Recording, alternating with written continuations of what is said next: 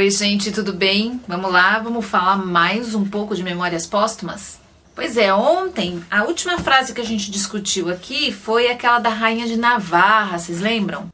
Não há cachorrinho tão adestrado que ao fim não lhe ouçamos o latir. Ela queria dizer aqui que não havia um caso, um segredo ou algum envolvimento amoroso que no futuro não aparecesse de alguma forma ou fosse descoberto. Pois é, com essa ideia que a gente vai pro primeiro capítulo de hoje, né? Que se chama Que Não É Sério. Quer dizer, Brás Cubas já tá nos avisando que o capítulo não é sério.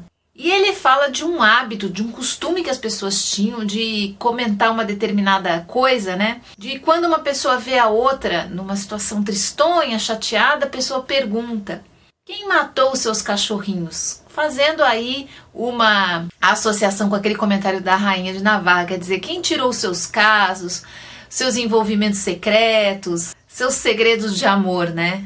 Mas logo em seguida ele diz que esse capítulo não é sério, que é bom deixar pra lá. O capítulo seguinte, que se chama O Princípio de Helvétios, que era um cara que defendia a ideia que toda a ética pública tinha uma utilidade.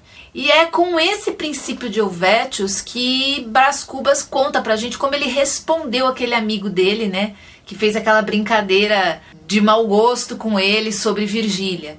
Olha só o que ele fala pra gente aqui. O meu interesse era calar.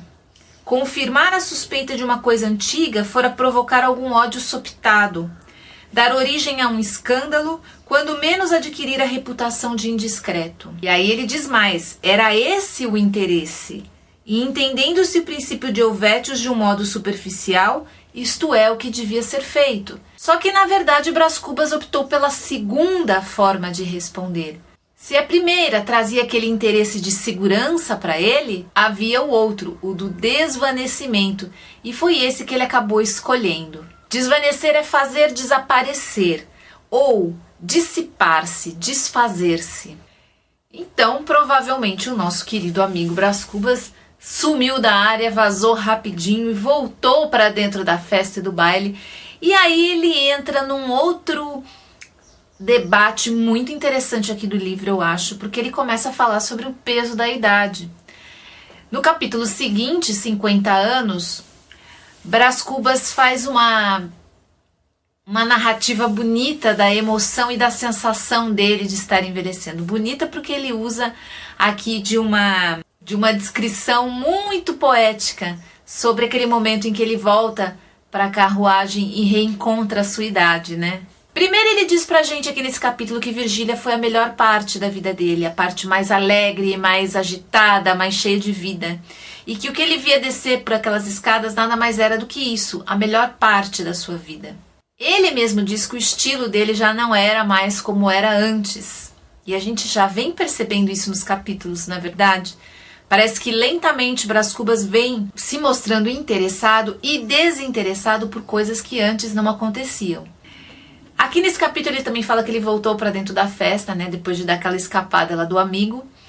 E naquele jogo de luzes, de alegria, de pessoas, de conversas, de danças, ele acabou se distraindo e esquecendo que tinha os seus 50 anos. E aí que eu achei bonito esse trecho. Olha só como é que ele fala. Não me arrependo, remocei. Mas meia hora depois, quando me retirei do baile às 4 da manhã, o que é que eu fui achar no fundo do carro? Os meus 50 anos. Lá estavam eles, os teimosos, não tolhidos de frio nem reumáticos, mas cochilando a sua fadiga. Um pouco cobiçosos de cama e de repouso. E mais, ele ouve, ou pelo menos acredita ouvir um morcego, dizendo o seguinte para ele. Senhor Brás Cubas, a rejuvenescência estava na sala, nos cristais, nas luzes e nas sedas, enfim, estava nos outros. Vamos pensar que um morcego pode simbolizar aqui a voz do inconsciente. E esse inconsciente, né, esse morcego avisa para ele que a juventude que ele acreditou ganhar novamente vinha, na verdade, dos outros. Vinha da casa, da festa, do baile e não dele. Porque dele o que tinha mesmo é essa descrição que ele fez aqui de uma pessoa que tá doida para voltar para casa e pular na cama, né? Pois é, Brás Cubas está envelhecendo. E sobre isso ele continua falando, agora de uma maneira um pouco mais complexa, no capítulo que eu não sei se a pronúncia está correta, viu, gente? É Oblivion? Será que fala? Não sei. Nesse capítulo aqui, Brás Cubas fala sobre a passagem do tempo. Ele fala sobre a força do tempo em todas as pessoas. Diz que ainda não está velho, mas também não está mais nos seus dias de frescor e que isso faz uma grande diferença, principalmente dentro da sociedade. Justo é que se dê em todas as honras a um personagem tão desprezado e tão digno. Conviva da última hora, mas certo. Quem é esse personagem? O tempo, né? Ele inclusive termina esse capítulo falando sobre o planeta Saturno, que é o rei do tempo. E ele fala sobre as damas, que as damas não lastimem o momento em que elas perdem essa frescura e ganham aí um segundo posto na sociedade. Mas que elas tenham pena das que ocupam a partir daí o primeiro lugar, né? O lugar de destaque. E olha que bonito que ele fala aqui. Compreende que este turbilhão é assim mesmo. Leva as folhas do mato e os farrapos do caminho sem exceção nem piedade.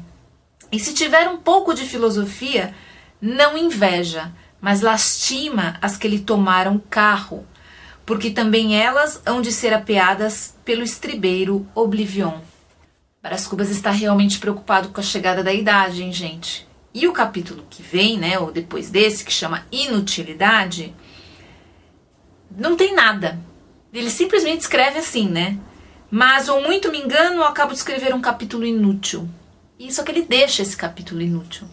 Eu acredito que essa inutilidade vem a partir da reflexão da idade, daquela ideia de que mesmo inútil ainda há de existir, né? Mas mais do que isso, ele já faz aqui um gancho para o capítulo seguinte, que se chama Barretina. Incomodado com essa coisa da idade, Brás Cubas vai conversar com quem? Com Quincas Borba. Quincas Borba lhe dá um chacoalhão até bom, né? Dá uma animada no amigo. Mas ele insiste com Brás Cubas que ele deve conseguir e batalhar por isso com mais afinco um posto maior na política. E é com esse desejo, com essa vontade que Brás Cubas resolve fazer um pedido lá na Comissão do Orçamento da Justiça. Um pedido que ele embasa profundamente com conhecimento, filosofia, argumentação, enfim. Mas era um pedido bem estranho. A gente percebe aqui, gente, que Brás Cubas não tem o dom mesmo para política, né? O que ele queria, diminuir o tamanho das barretinas dos soldados. A barretina é aquele chapeuzinho que o pessoal usa, a gente vê muito hoje em bandas de músicas militares, em fanfarras, né? É um chapéu que vinha com uma pena em cima muito grande e ele achava que aquela barretina era imensa, que precisava ser diminuída para aliviar o peso do povo brasileiro. Enfim, ele fez um discurso, gente, que chega a ser irônico, né? Chega a ser engraçado até. Depois que ele terminou aquela oratória dele, houve uma discussão grande dentro do ambiente lá da Câmara, entre pessoas que tinham gostado da argumentação dele, mas não entendido absolutamente nada do pedido, e outras que apenas acharam ridícula aquela ideia e sequer prestaram atenção muito no que foi dito. Logo se começou a levantar suspeitas que ele estava fazendo um trabalho oposicionista, tirando a atenção das causas mais importantes, e Brás Cubas ficou furioso com isso, porque não era a intenção dele. Abatido, ele volta para casa e encontra novamente Quincas Borba, que consegue com muito jeito convencer Brás Cubas que a ideia dele foi ótima, perfeita, e no final os dois estão acreditando mesmo que as barretinas e o tamanho delas eram um dos maiores problemas do nosso país. Dá para perceber essa ideia, tanto de Brás Cubas como de Quincas Borba, de se sustentar alimentando essas ideias, esses devaneios malucos deles, ao invés de refletir sobre uma nova postura, né? Começar a observar o mundo de um jeito diferente. Mas não, eles preferem sustentar aquilo que eles já acreditam e continuar se sentindo bem da maneira como eles são. Amanhã a gente volta, né? Amanhã a gente volta com mais um bocadinho, então, de Memórias Póstumas. Tchau, gente. Até mais.